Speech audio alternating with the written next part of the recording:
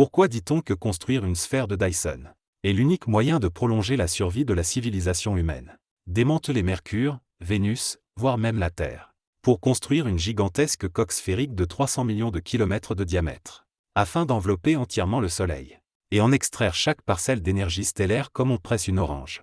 Cela ressemble à la folie d'un dément. Mais tu ignores peut-être que toutes les sources d'énergie utilisées aujourd'hui par l'humanité, charbon, pétrole, gaz naturel, nucléaire, mises bout à bout, ne représentent même qu'un milliardième de l'énergie que le Soleil libère en une seule seconde. Plus impressionnant encore, l'énergie que le Soleil projette dans l'univers chaque seconde équivaut à l'explosion simultanée de 90 quadrillions de bombes atomiques d'Hiroshima. Et la Terre n'en reçoit qu'un 2 milliardième. Tout le reste est gaspillé dans le vide cosmique. C'est comme un mendiant assis sur une montagne d'or, qui ne peut ramasser que des miettes de pain. En 1960, le physicien Freeman Dyson réalisa que, si l'humanité voulait devenir une civilisation de type 2, elle devait impérativement construire ce méga-projet sans précédent. Mais tu vas vite découvrir que la difficulté de construire une sphère de Dyson est telle qu'elle te fera douter de la légitimité même de l'humanité à vivre dans cet univers. Cependant, avant de discuter du comment, il faut d'abord connaître une information encore plus explosive. En mai 2024, les Monthly Notice of the Royal Astronomical Society ont publié un article qui a bouleversé le monde scientifique. Des chercheurs ont utilisé le satellite Gaia et le télescope infrarouge YS pour analyser les données de 5 millions d'étoiles, dans un rayon de moins de 1000 années-lumière autour de la Terre. Le résultat fut la découverte de ces étoiles extrêmement étranges. Leur rayonnement infrarouge est anormalement intense, et leurs signatures spectrales ne correspondent à aucun objet céleste naturel connu. Plus étrange encore, leur lumière visible est anormalement faible, comme si quelque chose bloquait la lumière, alors que dans l'infrarouge, elle brille de manière excessive. Selon les lois de la physique, une seule explication peut rendre compte de ce phénomène, celle de structures gigantesques entourant ces étoiles, absorbant la lumière visible et la réémettant sous forme de chaleur infrarouge. Autrement dit, ces 7 étoiles pourraient déjà être partiellement enveloppées par des structures de Dyson construites par des civilisations extraterrestres. Imagine un instant qu'à cet exact moment, dans un coin de l'univers situé à moins de 1000 années-lumière de nous, existe réellement une super-civilisation en train de construire une sphère de Dyson. Leur niveau technologique pourrait dépasser celui de l'humanité de centaines de milliers, voire de millions d'années. Ils ont déjà commencé à démonter les planètes de leur propre système, pour envelopper peu à peu leur étoile mère. Alors que nous, humains, n'avons même pas encore bâti une base lunaire. Cette découverte pulvérise totalement le paradoxe de Fermi, qui pose la question suivante. S'il y a tant de planètes dans l'univers, pourquoi n'avons-nous jamais observé la moindre trace de civilisation extraterrestre? La réponse pourrait être que les civilisations véritablement avancées n'ont tout simplement aucun intérêt à envoyer des signaux. Elles sont trop occupées à construire des sphères de Dyson.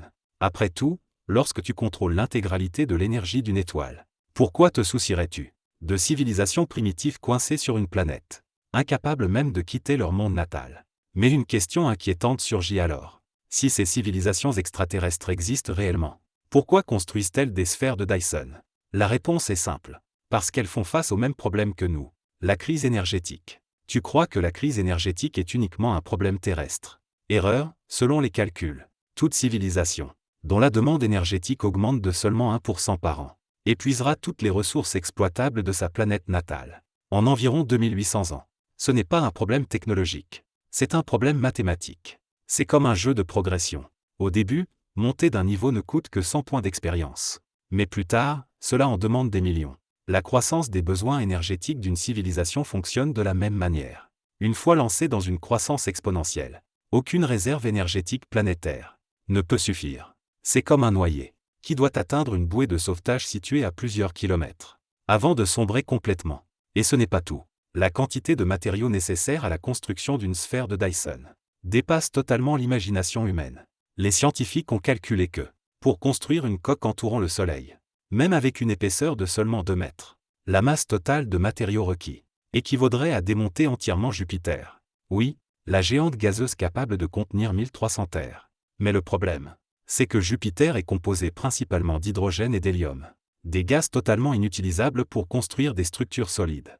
Il faut donc démonter les planètes rocheuses, Mercure, Vénus, Mars, voire même la Terre, les réduire en matière première, puis les transporter progressivement vers l'orbite solaire.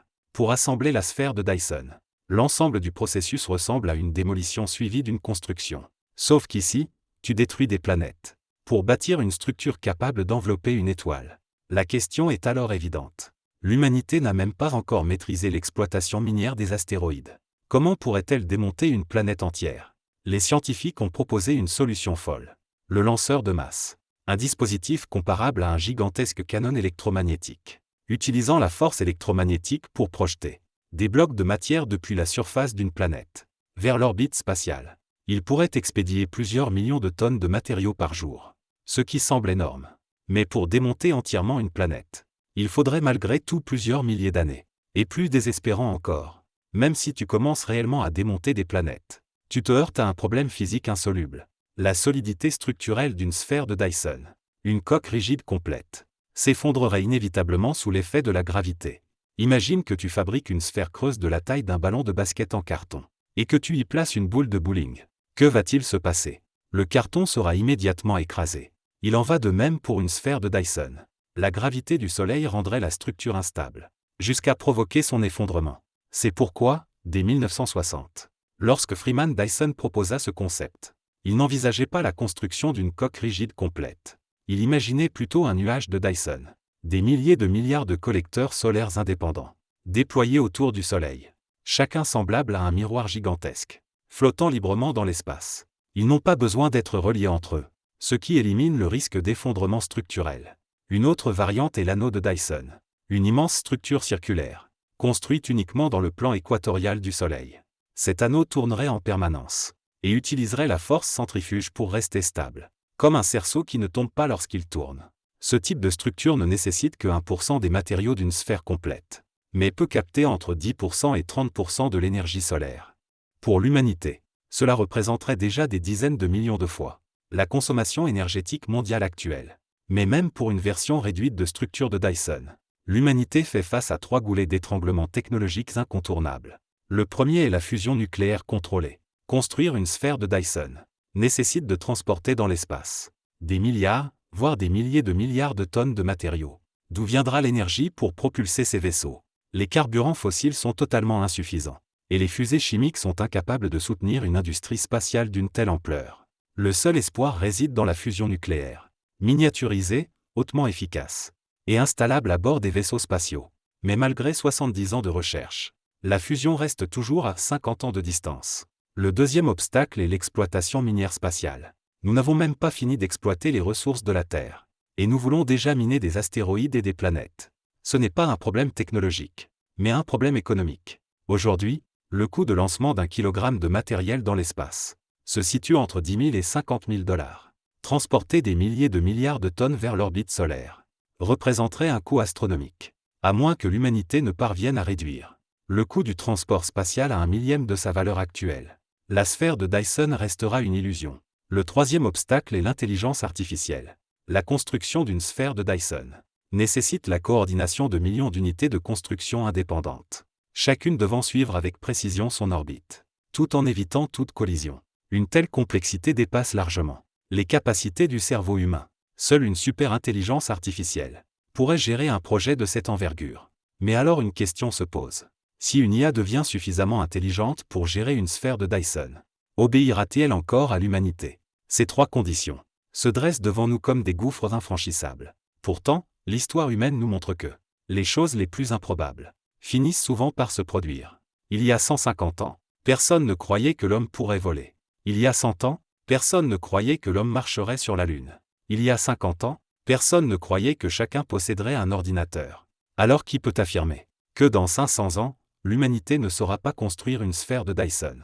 Peut-être que dans un futur proche, lorsque les premiers collecteurs du nuage de Dyson commenceront à orbiter autour du Soleil, ce sera la scène la plus grandiose de toute l'histoire humaine. Des milliers de milliards de miroirs scintillant autour de l'étoile, chacun d'eux collectant l'énergie nécessaire à la survie éternelle de la civilisation humaine. Et à ce moment-là, les êtres humains, debout sur la plateforme d'observation de l'anneau de Dyson, regarderont la planète mère sous leurs pieds. Ils se souviendront peut-être de nous, au XXIe siècle. Ils souriront peut-être de notre insignifiance. Mais ils remercieront aussi notre courage. Car c'est bien notre génération qui, prise entre la crise énergétique et le changement climatique, n'a jamais cessé de lever les yeux vers les étoiles. La sphère de Dyson n'est pas seulement un projet. C'est une déclaration adressée à l'univers. Nous sommes venus. Nous avons existé. nous ne nous sommes jamais soumis.